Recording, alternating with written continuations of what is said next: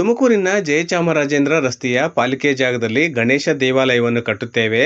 Smart city ಅಭಿವೃದ್ಧಿ ದೃಷ್ಟಿಯಿಂದ mall ಹಾಗೂ ಕಾರ್ ಪಾರ್ಕಿಂಗ್ ಸಹ ನಿರ್ಮಾಣ ಮಾಡುತ್ತೇವೆ ಎಂದು ಜಿಲ್ಲಾ ಉಸ್ತುವಾರಿ ಮತ್ತು ಗೃಹ ಸಚಿವ ಡಾಕ್ಟರ್ ಜಿ. ಪರಮೇಶ್ವರ್ ಅವರು ಸ್ಪಷ್ಟಪಡಿಸಿದರು. ಅವರು ತುಮಕೂರು ನಗರದ ಮಹಾತ್ಮ ಗಾಂಧಿ ಕ್ರೀಡಾಂಗಣದಲ್ಲಿ 78ನೇ ಸ್ವಾತಂತ್ರ್ಯ ದಿನಾಚರಣೆ ಕಾರ್ಯಕ್ರಮದಲ್ಲಿ ಭಾಗಿಯಾಗಿ ನಂತರ ಅವರು ಮಾಧ್ಯಮಗೋಷ್ಠಿ ಉದ್ದೇಶಿಸಿ ಮಾತನಾಡಿದರು. ಬಿಜೆಪಿ ಪಕ್ಷದ ಅವಧಿಯಲ್ಲಿ ಪಾಲಿಕೆ ಸ್ಥಳದಲ್ಲಿ ಮಾಲ್ ನಿರ್ಮಾಣಕ್ಕೆ ಅನುಮೋದನೆ ಆಗಿತ್ತು. ಅಲ್ಲದೆ ಟೆಂಡರ್ ಪ್ರಕ್ರಿಯೆಯೂ ಕೂಡ ನಡೆದಿತ್ತು. ಸ್ಥಳವನ್ನು ಗುತ್ತಿಗೆದಾರರಿಗೆ ಬಿಟ್ಟುಕೊಡದ ಕಾರಣ ಕೋರ್ಟ್ನಿಂದ ಆದೇಶ ತಂದಿದ್ದಾರೆ.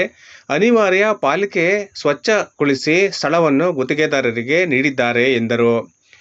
ಯಾವುದೇ ಹುರುಳಿಲ್ಲದ ಸಿದ್ದರಾಮಯ್ಯನವರ ಮೇಲೆ ಸುಳ್ಳು ಆರೋಪ ಮಾಡುತ್ತಾ ಕಾನೂನಾತ್ಮಕವಾಗಿರುವ ಪ್ರಕರಣಗಳನ್ನು ಮುಂದಿಟ್ಟುಕೊಂಡು ಸರ್ಕಾರವನ್ನು ಅಸ್ಥಿರತೆ ಉಂಟಾಗುವಂತೆ ವಿರೋಧ ಪಕ್ಷಗಳು ಎಡೆಬಿಡದೆ ಕಾಡುತ್ತಿವೆ. ಅವರು ಏನೇ ಮಾಡಿದರೂ ನಮ್ಮ ಸರ್ಕಾರ ಸುಭದ್ರವಾಗಿದೆ ಎಂದರು. ಮಾಧ್ಯಮಗೋಷ್ಠಿಯಲ್ಲಿ ಜಿಲ್ಲಾಧಿಕಾರಿ ಶುಭಕಲ್ಯಾಣ್, ಅಪರ ಜಿಲ್ಲಾಧಿಕಾರಿ ತಿಪ್ಪೇಸ್ವಾಮಿ, ಜಿಲ್ಲಾ ಪಂಚಾಯಿತಿ ಸಿಇಒ ಜಿ. ಪ್ರಭು, ಪಾಲಿಕೆ ಆಯುಕ್ತೆ ಬಿ.ವಿ. ಅಶ್ವಿಜಾ, ಜಿಲ್ಲಾ ಪೊಲೀಸ್ ವರಿಷ್ಠಾಧಿಕಾರಿ ಕೆ.ವಿ. ಅಶೋಕ್ ಸೇರಿದಂತೆ ಇತರರು ಹಾಜರಿದ್ದರು.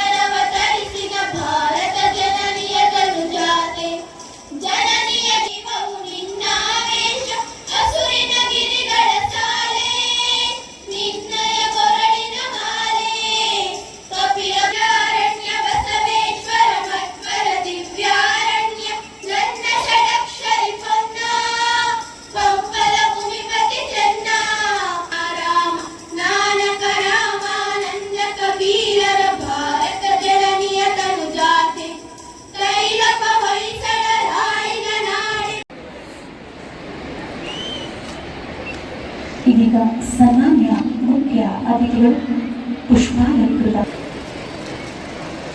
ಖಡ್ಗ ಗೌರವ ರಕ್ಷಣೆಯಲ್ಲಿ ತುಕಡಿಗಳ ಪರಿವೀಕ್ಷಣೆಗೆ ತೆರಳುತ್ತಿದ್ದಾರೆ. ಮುಖ್ಯ ಅತಿಥಿಗಳಾಗಿ ಸನ್ಮಾನ್ಯ ಗೃಹ ಸಚಿವರು ಮತ್ತು ತುಮಕೂರು ಜಿಲ್ಲಾ ಉಸ್ತುವಾರಿ ಸಚಿವರು ಆದಂತಹ ಡಾಕ್ಟರ್ ಜಿ. ಪರಮೇಶ್ವರ್ ಸರ್ ಅವರು ಆಗಮಿಸಿದ್ದಾರೆ. ಇವರು ಶಿಕ್ಷಣ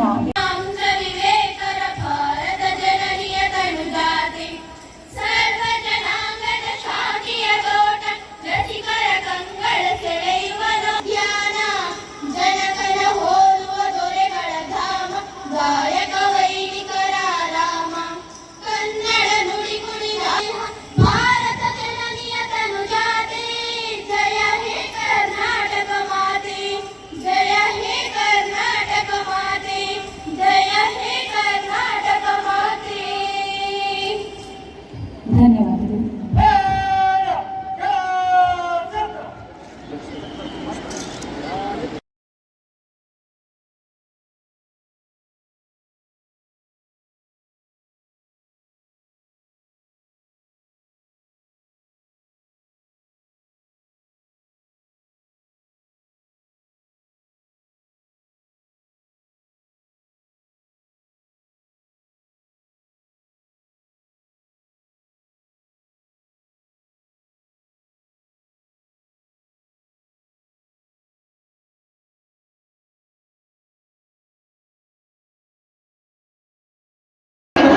ಬೆಂಗಳೂರಿನ ಕೃಷಿ ಕಾಲೇಜಿನ ಪರವಾಗಿ ಕಂಠೀರವ ಕ್ರೀಡಾಂಗಣದಲ್ಲಿ 100 ಮೀಟರ್ ಓಟದ ಸ್ಪರ್ಧೆಯಲ್ಲಿ ಭಾಗವಹಿಸಿ ಪ್ರಥಮ ಸ್ಥಾನವನ್ನು ಪಡೆದು ಚಿನ್ನದ ಪದಕವನ್ನು ತಮ್ಮದಾಗಿಸಿಕೊಂಡಿದ್ದರು. ಜೈಪುರದಲ್ಲಿ ನಡೆದ ರಾಷ್ಟ್ರೀಯ ಅಥ್ಲೆಟಿಕ್ಸ್ ಕ್ರೀಡಾಕೂಟಕ್ಕೆ ವಿಶ್ವವಿದ್ಯಾನಿಲಯದ ಒಕ್ಕೂಟದ ಪರವಾಗಿ ಆಯ್ಕೆಯಾಗಿದ್ದರು. 1980ರಲ್ಲಿ ಮಾಸ್ಕೋ ಒಲಿಂಪಿಕ್ಸ್ಗೆ ಕೂಡ ಆಯ್ಕೆಯಾಗಿದ್ದರು. ತುಮಕೂರು ಜಿಲ್ಲೆ ಶೈಕ್ಷಣಿಕ ಜಿಲ್ಲೆಯಾಗುವಲ್ಲಿ ಬಹುಮುಖ್ಯ ಪಾತ್ರವನ್ನು ವಹಿಸಿದವರು ನಮ್ಮ ಗೃಹ ಸಚಿವರು.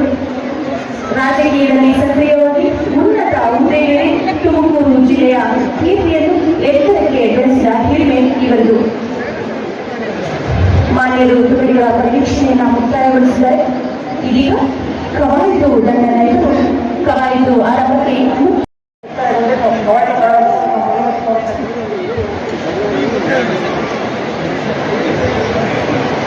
ಕವಾಯತು ಆರಂಭಕ್ಕೆ ಮುಖ್ಯ ಅತಿಥಿಗಳ ಅನುಮತಿಯನ್ನ ಪಡೆದು ಕವಾಯತು ದಂಡ ನಾಯಕ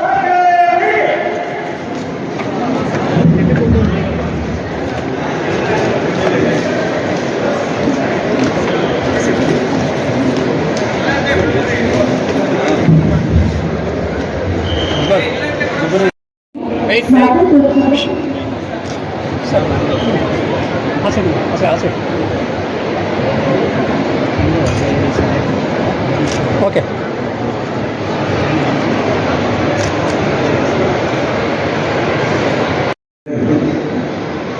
ಸುಮಾರು 2 ದಶಕಗಳ ಕಾಲ ಪೋರ್ಚುಗೀಸ್ ನಾಗರಿಕರಿಗೆ 78ನೆಯ ಸ್ವತಂತ್ರ ದಿನಾಚರಣೆಯ ಶುಭಕಾಮನೆಗಳನ್ನು ಸಲ್ಲಿಸುವುದಕ್ಕೆ ಬಯಸುತ್ತೇನೆ. ಸಂಭ್ರಮದ ಈ ಸ್ವಾತಂತ್ರ್ಯ ದಿನಾಚರಣೆಯಲ್ಲಿ ಉಪಸ್ಥಿತರಿರ್ತಕ್ಕಂಥ ಈ ಜಿಲ್ಲೆಯ ಶಾಸಕರುಗಳಾಗಿರ್ತಕ್ಕಂಥ ಸನ್ಮಾನ್ಯ ಸುರೇಶ್ ಗೌಡ್ರೆ, ಸನ್ಮಾನ್ಯ ಜ್ಯೋತಿ ಗಣೇಶ್ ಅವರೇ, ಜನಪ್ರತಿನಿಧಿಗಳೇ,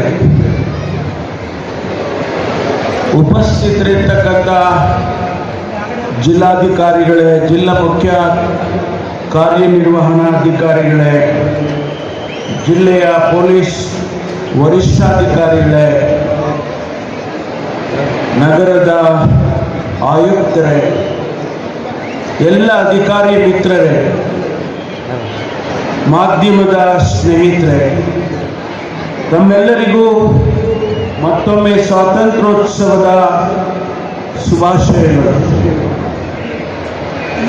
ಈ ದಿನ ನಮ್ಮೆಲ್ಲರಿಗೂ ವಿಶೇಷವಾಗಿದೆ. ಭಾರತವು ಸ್ವತಂತ್ರಗೊಂಡು 78 ವರ್ಷಗಳಾಗಿದ್ದು, ಈ ದಿನವನ್ನು ಬಹಳ ಸಂಭ್ರಮ ಸಡಗರದಿಂದ ನಾವಿಂದು ಆಚರಿಸುತ್ತಿದ್ದೇವೆ.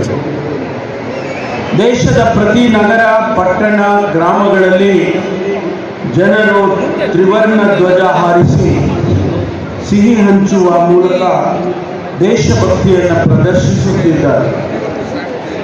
ಭಾರತೀಯರಾದ ನಮಗೆ ಇಂದು ಬಹುದೊಡ್ಡ ಸಂಭ್ರಮದ ದಿನ. 1947 ಆಗಸ್ಟ್ 15ರಂದು 2 ಶತಮಾನಗಳ ಕಾಲದ ಪರಕೀಯರ ಸರ್ವಾಧಿಕಾರ, ನಿರಂಕುಶ ಪ್ರಭುತ್ವದ ದಾಸ್ಯದಿಂದ ವಿಮೋಚನೆಗೊಂಡು ಸ್ವತಂತ್ರ ಭಾರತ ಉದಯವಾದ ವಿಸ್ಮರಣೀಯ ದಿನವಾಗಿದೆ. ಹಲವು ಸಾಧನೆಗಳಿಗೆ ಸಾಕ್ಷಿಯಾಗಿದೆ. ಈ ಸಾಧನೆ ಅಭಿವೃದ್ಧಿಗಳೊಂದಿಗೆ ಭಾರತವು ವಿಶ್ವದ ಗಮನ ಸೆಳೆಯುವ ಮೂಲಕ ಮುಂಚೂಣಿ ರಾಷ್ಟ್ರಗಳಲ್ಲೊಂದು ಎಂಬ ಹೆಗ್ಗಳಿಕೆಗೆ ಪಾತ್ರವಾಗಿದೆ. ಕರ್ನಾಟಕ ಸರ್ಕಾರದ ಗೃಹ ಸಚಿವರಾಗಿ, ತುಮಕೂರು ಜಿಲ್ಲೆಯ ಉಸ್ತುವಾರಿ ಸಚಿವರಾಗಿ 78ನೇ ಸ್ವತಂತ್ರ ಭಾರತದ ಧ್ವಜಾರೋಹಣವನ್ನು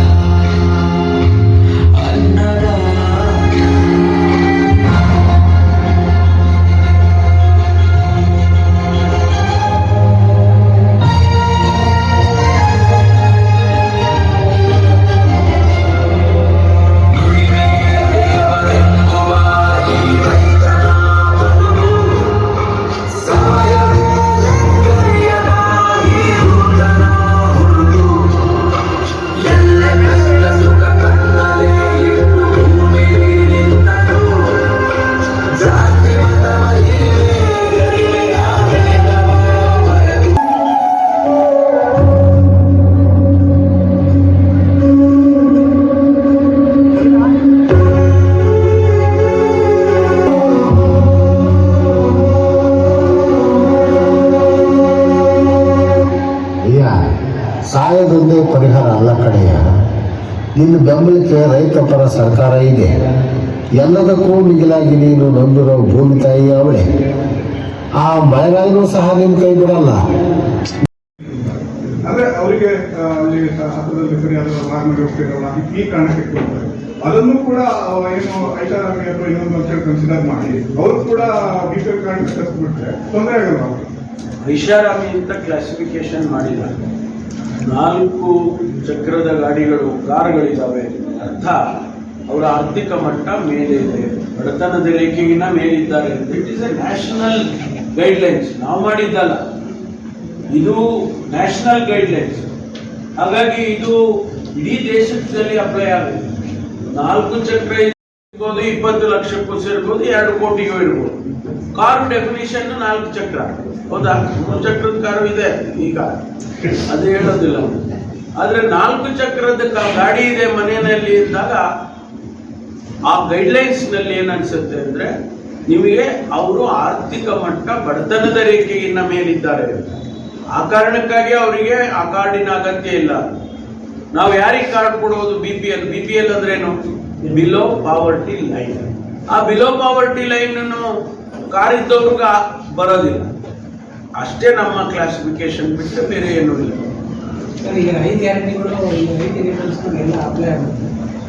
ಎಲ್ಲದಕ್ಕೂ ಬಡತನದ ರೇಖೆಯ ಕೆಳಗಡೆ ಇರುವವರು ಈ ಕ್ಲಾಸಿಫಿಕೇಶನ್ ಅಲ್ಲಿ ಬರ್ತಾರೆ. ಅಲ್ಲ, ಈಗ ಪವರ್ದೆಲ್ಲ ಹೇಗೆ ಮಾಡ್ತೀರಿ? ಪವರ್ ಎಲ್ಲ ಜನರಲ್ ಆಗಿ ಕೊಟ್ಟಿರೋದ್ರಿಂದ ಅದನ್ನ ಹೇಗೆ ಮಾಡ್ತೀರಿ? ಇಲ್ಲ, ನಾವು ಒಂದೊಂದು ಗ್ಯಾರಂಟಿಗೂ ನಾವು ಇದನ್ನ ನೋಡಕ್ ಹೋಗಿಲ್ಲ. BPL ಕಾರ್ಡ್ ಅಂದ್ರೆ ಡೆಫಿನಿಷನ್ ಮಾಡೋದು,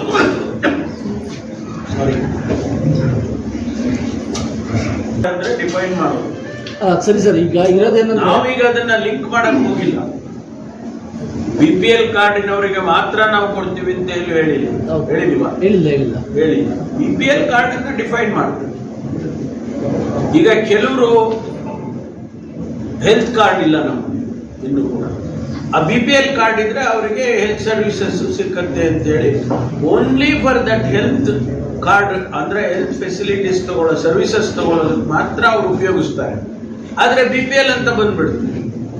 ಅದಕ್ಕೆ ನಾವು ಕ್ಲಾರಿಫಿಕೇಶನ್ಸ್ಗಳು ಮಾಡಿಲ್ಲ ಇನ್ನೂ ಕೂಡ.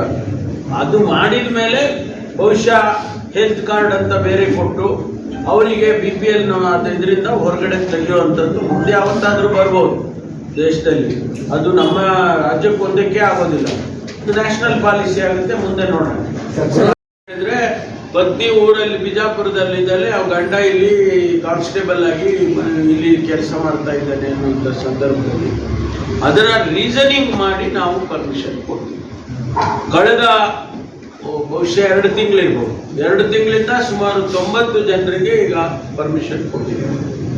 ಅವರು ನಮ್ಗೆ ರೆಪ್ರೆಸೆಂಟೇಷನ್ ಕೊಟ್ಟಿದ್ದಾರೆ. ನಮ್ಮ ಮನೆಯಲ್ಲಿ ಡೊಮೆಸ್ಟಿಕ್ ಪ್ರಾಬ್ಲಮ್ ಇದೆ, ನಮ್ಮ ವೃದ್ಧ ತಂದೆ ತಾಯಿಗಳಿದ್ದಾರೆ, ನಾವು ಇಲ್ಲಿ ಆಗ್ಲೇ ಬಂದು ಇಲ್ಲಿ 7 ವರ್ಷ ಆಯ್ತು, 8 ವರ್ಷ ಆಯ್ತು, ನಮ್ಗೆ ಆ ಕಡೆ ಆ ಭಾಗಕ್ಕೆ ಹಾಕ್ಕೊಡಿ ನಾರ್ತ್ ಕರ್ನಾಟಕಕ್ಕೆ ಅಂತ ಕೇಳ್ಕೊಂಡಿದ್ದಾರೆ. ಅಂಥವರಿಗೆಲ್ಲ ನಾವು ಕನ್ಸಿಡರ್ ಮಾಡ್ತೀವಿ. ಸರ್, ಈಗ ಹಳೆ ಮಾರ್ಕೆಟ್ ಪ್ಲೇಸಲ್ಲಿ ಮಾಲ್ ಕಟ್ಟೋದಕ್ಕೆ ಬಿಜೆಪಿಯಿಂದ ತೀವ್ರ ವಿರೋಧ ವ್ಯಕ್ತ ಆಗಿದೆ. ಇದ್ರ ಬಗ್ಗೆ ಮುಂದಿನ ಕ್ರಮ ಏನಿದೆ ಸರ್? ಯಾರು ಮಾಡಿದವರು? ಬಿಜೆಪಿ ಅವರು. ಮತ್ತೆ ಈಗಲೇ ವಿರೋಧ ಮಾಡಿದ್ರೆ ಯಾರು ತೀರ್ಮಾನ ಮಾಡಿ ಕಾಂಟ್ರಾಕ್ಟ್ ಅನ್ನು ಫೈನಲೈಸ್ ಮಾಡಿ ಅವರಿಗೆ ಅವಾರ್ಡ್ ಮಾಡಿ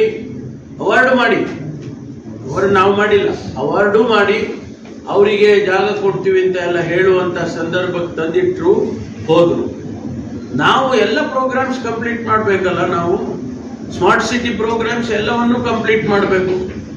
ಅದರಲ್ಲಿ ಏನು ನಾವು ಹಣ ಕೊಡ್ತಿಲ್ಲ. PPP ಮಾಡೆಲ್ನಲ್ಲಿ ಯಾರೋ ಕಾಂಟ್ರಾಕ್ಟರ್ ಬಂದಿದ್ದಾರೆ, 3ನೇ ಬಾರಿ 3 ಸಾರಿ ಟೆಂಡರ್ ಆಗಿದೆ, ಕೋರ್ಟ್ಗೆ ಹೋಗಿದ್ದಾರೆ. ಆಯ್ತಾ? ಅವ್ರು ಕೋರ್ಟಿಗೆ ಹೋದ್ರು, ಕೋರ್ಟ್ ಡೈರೆಕ್ಷನ್ ಕೊಡ್ತು ಇವರಿಗೆ, ಕಾರ್ಪೊರೇಷನ್ ಅವರಿಗೆ ನೀವು ಕ್ರಮ ತಗೊಳ್ಳಿ ಅಂತ. ಕಮಿಷನರು ಪ್ರಸ್ತಾವನೆಯನ್ನ ತಗೊಂಡು ಅದನ್ನ ಎಕ್ಸಾಮಿನ್ ಮಾಡಿ ಹೌದು ನಾವು ಕೊಡ್ಬೇಕಾದದ್ದು ಕಾನೂನು ಪ್ರಕಾರ ಮಾಡ್ತೀವಿ ಅಂತ ಹೇಳಿದ್ರು. ಅಲ್ಲಿ ಗಣಪತಿ ದೇವಸ್ಥಾನ ಇದೆ ಅಂತಂದ್ರು. ನಾವೆಲ್ಲ ಗಣಪತಿ ಪೂಜೆ ಮಾಡ್ತೀವಲ್ವಾ? ನೀವು ಮಾಡ್ತೀರಾ? ಸರಿ, ಈಗ ನೀವು ಗಣಪತಿ ಪೂಜೆ ಮಾಡೋರು ಹೆಂಗಿರ್ಬೇಕು ದೇವಸ್ಥಾನ? ಗಣಪತಿ ದೇವಸ್ಥಾನ ಯಾವ ಸ್ಥಿತಿಯಲ್ಲಿತ್ತು? ಅಲ್ಲಿ ಕಸ ಸುರಿದಿದ್ರು, ಗಿಡ ಬೆಳೆದಿತ್ತು, ಯಾರು ಕೂಡ ಅಲ್ಲಿ ಹೋಗೋದಕ್ಕೂ ಕೂಡ ಸಾಧ್ಯ ಇರಲಿಲ್ಲ. ನಾವು ಅದನ್ನೆಲ್ಲ ಕ್ಲೀನ್ ಮಾಡಿಸಿ ಗಣಪತಿ ದೇವಸ್ಥಾನನ ನಾವೇನು ಹೇಳಿದ್ವು ಮಧ್ಯದಲ್ಲಿ ಬರೋದು ಬೇಡಪ್ಪ, ಪಕ್ಕದಲ್ಲಿ ಒಂದು ಬ್ಯೂಟಿಫುಲ್ ಗಣಪತಿ ನಾವು ಕಟ್ಸೋಣ. ಗಣಪತಿಯ ದೇವಸ್ಥಾನ ಕಟ್ಟಿದ ನಂತರವೇ ಬೇರೆ ಕೆಲಸ ಮಾಡಬೇಕು ಅಂತ ಕೂಡ ಹೇಳಿದ್ವು ನಾವು ಅವ್ರಿಗೆ. ನೋಡಪ್ಪ, ಫಸ್ಟ್ ಗಣಪತಿ ಕಟ್ಬಿಡಿ, ಪೂಜೆ ಮಾಡಿಬಿಡಿ, ದೇವಸ್ಥಾನ ಇನಾಗ್ರೇಟ್ ಮಾಡಿ, ನಿಮ್ ಗಣಪತಿ ಒಳ್ಳೇದ್ ಮಾಡ್ತಾನೆ, ಜೈ ಅಂತ ಹೋಗಿ ನೀವು ಹಂಗೆ ಹೇಳಿದ್ಮೇಲೆ ಅವರೇ ಕಾಂಟ್ರಾಕ್ಟ್ ಕೊಟ್ಟ ಮೇಲೆ ಇನ್ನೇನ್ ಸ್ವಾಮಿ ತಕರಾರು? ಊರಿಗೊಂದು ಶಾಪಿಂಗ್ ಮಾಲ್ ಬೇಕಲ್ವಾ? ಬೇಕು ಸರ್. ನಾವೇನ್ ಹೇಳಿದ್ವು, ಅವ್ರ ತಕರಾರೇನು? ಆ ಕೆಳಗಡೆ ಬೀದಿಯಲ್ಲಿ ಇರ್ತಕ್ಕಂಥ ಹಣ್ಣು ಮಾರೋರು, ತರಕಾರಿ ಮಾರೋರ್ನೆಲ್ಲ ನೀವು ಆಚೆ ಹಾಕ್ತೀರ. ನಾವ್ ಹೇಳಿದ್ದಿಲ್ಲಪ್ಪ, ಆಚೆ ಹಾಕೋದು. ಒಂದು ಫುಲ್ ಫ್ಲೋರ್ ತರಕಾರಿ ಮಾರೋರಿಗೆ, ಹಣ್ಣು ಮಾರೋರಿಗೆ, ಅವ್ರಿಗೆ ಎಲ್ಲ ಅಲ್ಲೇ ಕೊಡ್ತೀವಿ, ಅಲ್ಲೇ ಅಕಾಮಿಡೇಟ್ ಮಾಡ್ತೀವಿ. ಅವರು ಒಂದು ಫ್ಲೋರ್ ಪೂರ್ತಿ. ನೆಕ್ಸ್ಟ್ ಫ್ಲೋರ್ನಲ್ಲಿ ಶಾಪಿಂಗು, ಮಾಲು, ಅದು ಇದು ಅವ್ರು ಮಾಡ್ಕೊಡ್ತಾರೆ. ಆಮೇಲೆ ಅವ್ರು ಇನ್ನೂ ಒಂದು ಏನಂದ್ರೆ, ಅವ್ರಿಗೆಲ್ಲ ತುಂಬಾ ಜಾಸ್ತಿ ರೆಂಟಲ್ ಹಾಕ್ಬಿಡ್ತೀರ, ಅದನ್ನ ರೆಗ್ಯುಲೇಟ್ ಮಾಡ್ತಾರೆ. ಕಾರ್ಪೊರೇಷನ್ ಯಾಕಿರೋದು? ಊರಿಗೆ ಅಭಿವೃದ್ಧಿ ಆಗ್ಬೇಕು ಅನ್ನೋ ಅದಕ್ಕೆ ನೀವು ವಿರುದ್ಧ ಇದ್ದೀರಿ ಅಂದ್ರೆ ನಮ್ದೇನ್ ತಕರಾರು? ಊರ ಅಭಿವೃದ್ಧಿ ಆಗ್ಬಾರ್ದು ಅನ್ನೋದು ನಿಮ್ದು ಆಸೆ ಇದ್ರೆ ನಾವೇನ್ ಮಾಡಕ್ಕಾಗ? ಆದ್ರೆ ನಾವು ಅಭಿವೃದ್ಧಿ ಮಾಡ್ಲೇಬೇಕಲ್ಲ, ನಾವು ಅಭಿವೃದ್ಧಿ ಮಾಡ್ಲೇಬೇಕು, ಮಾಡುತ್ತೀವಿ. ದಸರಾ ಕಾರ್ಯಕ್ರಮಕ್ಕೆ ಲಾಸ್ಟ್ ಟೈಮ್ ಹೇಳಿದ್ರಿ ಗವರ್ಮೆಂಟ್ ಇಂಟರ್ವ್ಯೂ ಆಗುತ್ತೆ ಅಂತ. ಈ ಸರಿ ಹೌದು, ಜಿಲ್ಲಾಧಿಕಾರಿಗಳು, ಸಿಇಒ ಅವರು, SP ಅವರು, ಜಿಲ್ಲಾಡಳಿತ ಅವರ ನೇತೃತ್ವದಲ್ಲಿ ಆ ಕಮಿಟಿಯವರೇ ಮಾಡಲಿ, ಅವರೇ ಮಾಡ್ತಾರೆ. ಅವರು ಸೇರ್ಕೊಂಡು ಮಾಡ್ತಾರೆ. ಸರ್ಕಾರದಿಂದಲೂ ಒಂದಿಷ್ಟು ಹಣ ಕೊಡ್ತೀವಿ. ಇಲ್ಲಿವರೆಗೂ ಒಂದು ಪೈಸಾ ಕೊಟ್ಟಿಲ್ಲ ಸರ್ಕಾರದಿಂದ. ದಸರಾ ಹಬ್ಬಕ್ಕೆ ಸರ್ಕಾರದಿಂದ ಕೇಳಿಲ್ಲ, ಅವರು ಕೊಟ್ಟಿಲ್ಲ, ಅವರವರೇ ಮಾಡ್ಕೊಳ್ತಾ ಇದ್ರು. ಊರ ಹಬ್ಬ ಅಂತ ಮಾಡಬೇಕು, ಯಾವುದೋ ಒಂದು ರಾಜಕೀಯ ಪಕ್ಷದ ಹಬ್ಬ ಆಗಬಾರ್ದು, ಅಥವಾ ಯಾವುದೋ ಒಂದು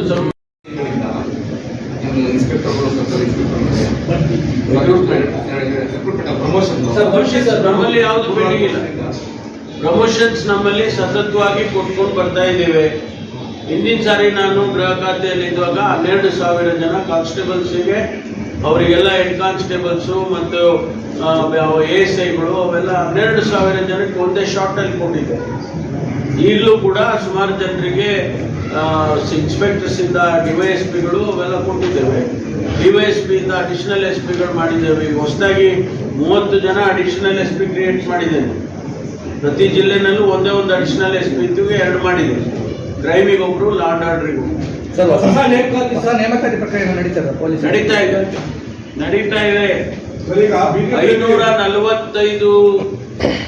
PSIಗಳದ್ದು ಹಿಂದೆ ಏನು PSI ಹಗರಣ ಅಂತ ಆಗಿತ್ತು, ಆ ಹಗರಣವನ್ನ ನಾವು ಹಗರಣ ತನಿಖೆ ಮುಂದುವರಿತಾ ಇದೆ. ಆದರೆ ರಿಕ್ರೂಟ್ಮೆಂಟ್ ಏನು ಹಾಗೆ ಹೋಲ್ಡ್ ಅಪ್ ಆಗಿತ್ತು, ಅದನ್ನ ಬಗೆಹರಿಸಿ ಎಕ್ಸಾಮ್ ಮಾಡಿ ಅವರಿಗೆ ಈಗ ಫೈನಲ್ ಸ್ಟೇಜ್ನಲ್ಲಿ ಅಪಾಯಿಂಟ್ಮೆಂಟ್ ಆರ್ಡರ್ ಮಾಡುವಂಥ ಸ್ಟೇಜಲ್ಲಿ ಇದೆ. ಆದಷ್ಟು ಶೀಘ್ರವಾಗಿ may be by end of this month ಆರ್ಡರ್ಗಳನ್ನ ಇಶ್ಯೂ ಮಾಡ್ತೀವಿ. ಒಂದು. ಎರಡನೇದು, 403 ಸಬ್ ಇನ್ಸ್ಪೆಕ್ಟರ್ಗಳಿಗೆ ಅವರಿಗೂ ರಿಕ್ರೂಟ್ಮೆಂಟ್ ಆಗಬೇಕು, ಅವರಿಗೂ ಎಕ್ಸಾಮ್ ಮಾಡಬೇಕು. ಅದನ್ನು ಕೂಡ ಮಾಡಿದ್ದೇವೆ. 403 ಅದು ಎಕ್ಸಾಮ್ ಮಾಡಿದ್ದೇವೆ. ಅದು ರಿಸಲ್ಟ್ ಅನೌನ್ಸ್ ಆಗಬೇಕು. ಅದು ಅಲ್ಲದೆ ಹೊಸದಾಗಿ ನೋಟಿಫಿಕೇಶನ್ ಮಾಡ್ತೀವಿ 600 ಜನ ಸಬ್ ಇನ್ಸ್ಪೆಕ್ಟರ್ಗೆ. ಅದು ಸದ್ಯದಲ್ಲೇ ಬರುತ್ತೆ. ಒಟ್ಟು 1,500 ಸಬ್ ಇನ್ಸ್ಪೆಕ್ಟರ್ಗಳನ್ನ ಇಲಾಖೆಯಲ್ಲಿ ರೆಕ್ರೂಟ್ ಮಾಡೋದಕ್ಕೆ ಎಲ್ಲ ಮಾಡ್ತಾ ಇದ್ದೀವಿ. ಎರಡನೇದು, 20,000 ಜನ ಕಾನ್ಸ್ಟೇಬಲ್ ನಲ್ಲಿ ಬಹಳ ವೇಕೆನ್ಸಿಗಳು ಆಗಿದೆ. ಕಳೆದ 4 ವರ್ಷದಿಂದ BJP ಸರ್ಕಾರ ರೆಕ್ರೂಟ್ಮೆಂಟ್ ಮಾಡಲಿಲ್ಲ. ಅದನ್ನ ನಾನೇನು ಅವ್ರ ಮೇಲೆ ಅಪಾದನೆ ಮಾಡಕ್ಕೆ ಹೋಗೋದಿಲ್ಲ, ಅದು ಅವ್ರಿಗೆ ಬಿಟ್ಟಿದ್ವಿ. ಆದರೆ ನಾವು ಈಗ ಪ್ರಾರಂಭ ಮಾಡಿದ್ದೇವೆ. ಜಿಲ್ಲೆಯ ಎಲ್ಲ SP ಗಳಿಗೂ ಕೂಡ ನಾವು ಅವ್ರವ್ರ ವೇಕೆನ್ಸಿಗಳನ್ನ ನೀವು ಅಲ್ಲೇ ತುಂಬಿಕೊಳ್ಳಿ ಅಂತೇಳಿ ಅವ್ರಿಗೆ ತಿಳಿಸಿದ್ದೇವೆ. ಮತ್ತು KSRP ರಿಕ್ರೂಟ್ಮೆಂಟ್ಗಳನ್ನ ಈಗಾಗಲೇ 3,500 ಒಂದು ಬ್ಯಾಚ್ ಅಲ್ಲಿ 3,500 ನಮ್ಮ ಟ್ರೈನಿಂಗಿಗೆ ಎಷ್ಟು ಕೆಪಾಸಿಟಿ ಇದೆ ಅಷ್ಟು ನೋಡ್ಕೊಂಡು ಮಾಡ್ತೀವಿ. ಸರ್, ಏನು ಕಳೆದ BJP ಸರ್ಕಾರದಲ್ಲಿ ಈ ಥರ ಅಪಾಯಿಂಟ್ಮೆಂಟ್ಸ್ ಆಗಲಿ, ಪ್ರಮೋಷನ್ಸ್ ಆಗಲಿ ಆಗಿರಲಿಲ್ಲ, ಏನು ಹೊರೆ ಆಗಿತ್ತು ಅವರಿಗೆ? ಆರ್ಥಿಕ ಹೊರೆ ಆಗಿಲ್ಲ ನನಗೆ. ಅದಕ್ಕೆ ಜನ ಅವ್ರನ್ನ ತಿರಸ್ಕಾರ ಮಾಡಿದ್ರು. ಈಗ ಕಾಂಗ್ರೆಸ್ ಶಾಸಕರಿಂದ ಹಿಡಿದು ಎಲ್ಲ BJP ಎಲ್ಲ ಶಾಸಕರಿಂದ ಒಂದು ಆರೋಪ ಇರುವಂತದ್ದು, ಒಂದು ಗ್ಯಾರಂಟಿಗೆ ಹಣಗಳನ್ನು ಕೊಡ್ತಿದ್ದಾರೆ. ಆದ್ರೆ ಶಾಸಕರಿಗೆ ಅವ್ರ ಕ್ಷೇತ್ರದಲ್ಲಿ ಅಭಿವೃದ್ಧಿ ಮಾಡಲಿಕ್ಕೆ ಯಾವುದೇ ಅನುದಾನ ಸಿಗ್ತಾ ಇಲ್ಲ. ಹೀಗಾಗಿ ನಾವು ಜನರ ಕಡೆಯಿಂದ ವಹಿಸ್ಕೊಳ್ತಾ ಇದ್ದೀವಿ. ಅವರು ವಿರೋಧ ಪಕ್ಷದಲ್ಲಿದ್ದಾರೆ. ಸರ್ಕಾರದಲ್ಲಿ ಹುದ್ದೆನಲ್ಲಿದ್ರೆ ಅವರಿಬ್ಬರನ್ನು ಒಟ್ಟಿಗೆ ಒಂದೇ ಊರಿನಲ್ಲಿ ಹಾಕೋದಕ್ಕೆ ಅವಕಾಶ ಇದೆ. ಈಗ ನಮ್ಮ SP ಅವ್ರು ಶ್ರೀಮತಿ ಅವರು ಇಲ್ಲೇ ಈಗ ಹಾಕ್ಬೇಕು, ಅವ್ರನ್ನ ಬೇರೆ ಬೇರೆ ಇರಕ್ಕೆ ಬಿಡಲ್ಲ ನಾವು, ಅದಕ್ಕೆ ಈಗ ಒಟ್ಟಿಗೆ ಮಾಡಿದ್ದೀವಿ. ಆಯ್ತಾ? ಅದೇ ತರ ಕಾನ್ಸ್ಟೇಬಲರಿನಲ್ಲಿರಲಿ ಅಥವಾ